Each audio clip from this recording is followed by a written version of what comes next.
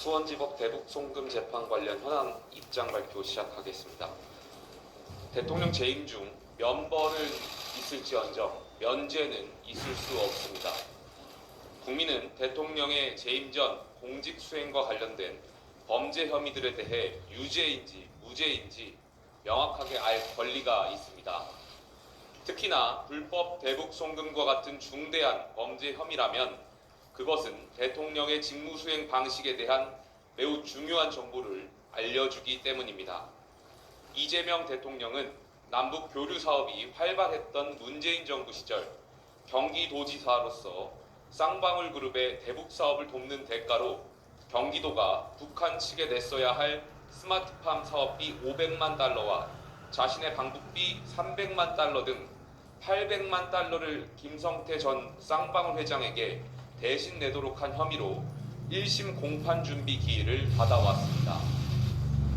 이재명 대통령은 대선 과정에서 이에 대한 혐의를 전면 부인하였으며 이 사건은 희대의 조작 사건으로 결국 밝혀질 것이라고 말씀하신 바 있습니다.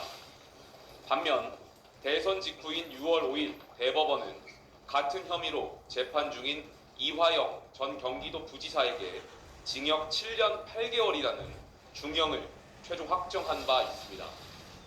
국민은 대통령의 대북사업 관련 범죄 혐의에 대해 진실을 알 권리가 있습니다. 사법부의 재판은 진실을 판별하는 최고의 권위를 갖습니다. 만약 이 사건의 담당 재판부가 재판을 5년 임기 후로 미룬다면 국민이 진실을 알 기회는 사라지고 앞으로 정부가 추진하게 될 남북 교류 사업에 대한 불신은 커질 것입니다.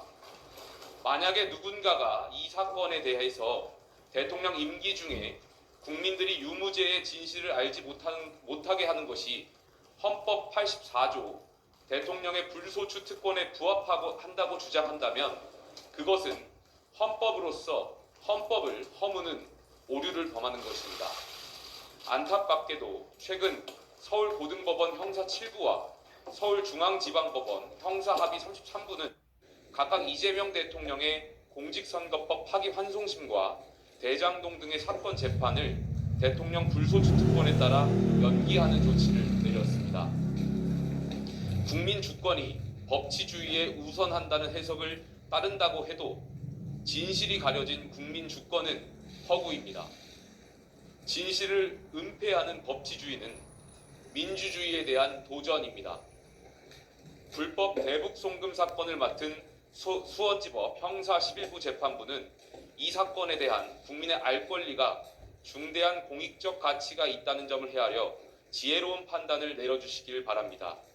그리고 헌법 84조에 대한 재판부의 해석이 서로 다르다면 대법원에서 시급히 최종 해석을 내려주시기를 바라겠습니다.